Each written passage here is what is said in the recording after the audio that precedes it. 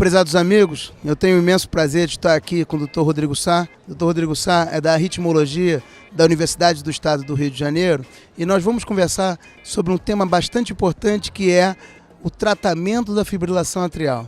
Dr. Rodrigo, antes de mais nada, muito obrigado por conversar conosco. Obrigado a você. A primeira pergunta que eu faço é sobre a importância de nós tratarmos e controlarmos o ritmo dos pacientes, esses pacientes portadores de fibrilação atrial. Por que é importante? Por que é importante nós tratarmos o ritmo desses pacientes? Perfeito.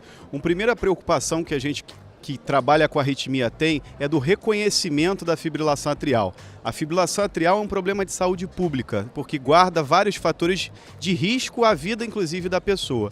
Uma vez que a gente identifica a fibrilação atrial, a gente já está com ela na mão, é importante tomar a decisão de vale a pena deixar com essa fibrilação atrial ou é uma coisa que eu preciso reverter, que vale a pena ser revertido. O conceito de fibrilação atrial já dá uma boa ideia para a gente disso. A fibrilação atrial é uma desorganização elétrica levando a uma desorganização mecânica do funcionamento do átrio. Então um átrio fibrilante é um átrio doente por si só. Vai ter uma repercussão hemodinâmica para aquele átrio. Se a gente partir desse pressuposto, a busca pelo ritmo sinusal deve ser uma tentativa de restaurar isso, restaurar a fisiologia do átrio. Então, num primeiro momento, numa situação, uma pergunta rápida, será que vale a pena ficar em ritmo sinusal? Talvez a resposta de bate-pronto para todo mundo seja sim. Sim, se eu puder ficar em ritmo sinusal, que é o ritmo normal, é muito melhor do que eu estar em fibrilação atrial. Mas será que eu preciso estar em ritmo sinusal? Aí a gente abre um pouco essa pergunta. Sem dúvida nenhuma, o paciente sintomático precisa estar em ritmo sinusal. E isso vai definir muito quão agressivo você no seu tratamento. Será que vai ser com remédio? Será que vai ser com ablação? Porque ele se beneficia em termos de sintoma. O paciente assintomático de fibrilação atrial, a gente também tem uma percepção que, quando jovem, é importante a gente manter ele sem arritmia. Por quê? Porque daqui a 10, 15, 20 anos, talvez ele manifeste sintoma e talvez ele tenha perdido o ótimo momento do tratamento dessa arritmia. Então, assim, é bom ficar em ritmo sinusal? É bom ficar em ritmo sinusal. A gente pode aceitar a fibrilação atrial em alguns casos, a gente pode aceitar a fibrilação atrial em alguns casos, mas a gente tem que mudar um pouco o conceito dos trabalhos antigos, do Afirme, do Race, que diziam pra gente que tanto faz ficar em um ou outro. Não é assim, tanto faz, depende do tipo de paciente que a gente está falando, da faixa etária que a gente está conversando, a gente tem que ponderar um pouco melhor e filtrar melhor esse tanto faz. E, doutor Rodrigo, nós, para o tratamento do ritmo da fibrilação atrial, nós tínhamos anteriormente só as drogas antiarrítmicas e nós agora temos também a ablação por catéter. Eu queria que você falasse um pouco da técnica, quais as indicações e qual é o melhor paciente que se beneficia desse tratamento. Perfeito.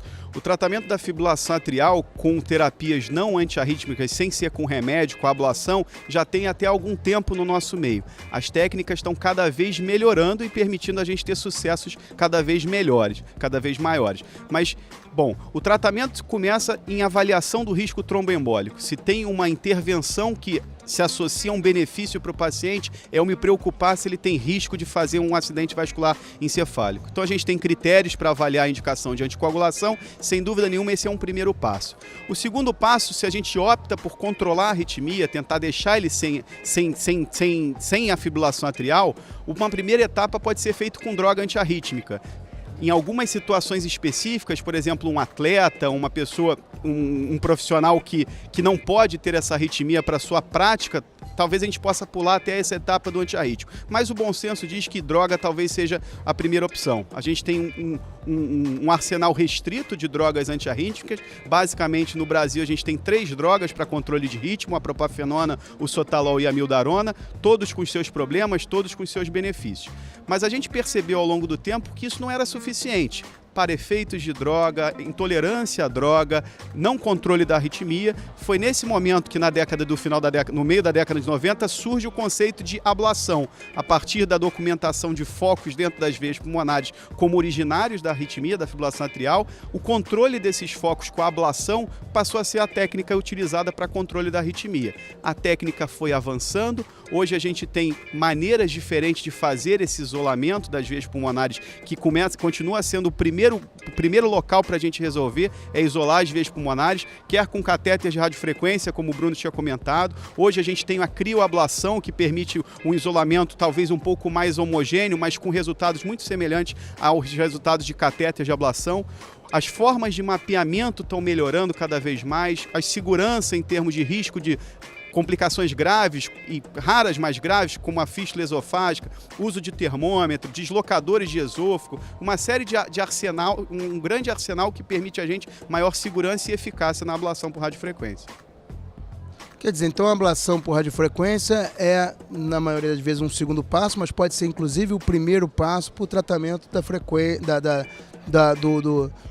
fibrilação atrial. Agora, outra pergunta que eu ia fazer é o seguinte: qual o paciente que não é candidato nesse momento para o tratamento? Muito bem. O paciente sintomático, a gente tem que ir até a última tentativa de controlá-lo. Porque chega uma hora que a gente pode jogar a toalha. E jogar a toalha significa a gente vai colocar um marca-passo nesse paciente e vai fazer a ablação do nódulo AV. Aí eu não tenho mais como controlar o ritmo atrial e eu vou controlar basicamente o sintoma e a resposta ventricular. Trabalhos recentes têm mostrado que mesmo naqueles pacientes onde a gente tinha um total medo de intervir, que era um paciente com insuficiência cardíaca, com corações crescidos, talvez um stepwise approach, uma tentativa de resolver antes de jogar a toalha, é fazer a ablação por radiofrequência.